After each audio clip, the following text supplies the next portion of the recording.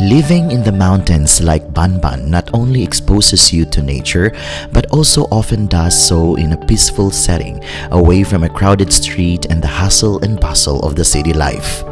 Banban is one of the many barangays of Ayungon. This place can be considered as another of Negros Oriental's small paradise. Getting to Banban is by motorcycle for hire or the so-called habal-habal. The fare is 200 pesos and the ride will take about 30 to 45 minutes depending on the speed.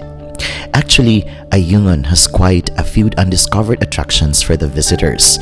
Its open rice fields and rural surroundings like Banban have an air of serenity and calmness that offers a change from city life.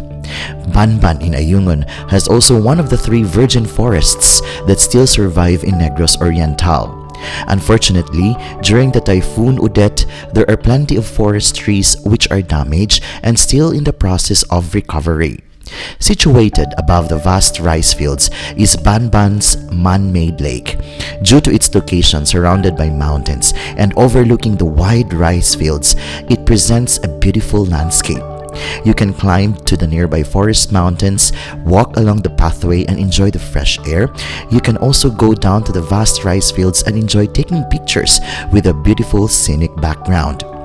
In the previous years, Banban Man-Made Lake offers recreational activity for visitors such as kayaking, and visitors are allowed to swim in the lake, but it eventually stops, maybe due to lack of funding. Still, the place is a perfect picture spot for many photographers and social media influencers and nature lovers. It feels you are somewhere in Europe. Maybe in the future, if the place is given the chance to improve, it could be as amazing and captivating as other tourist spots around the world.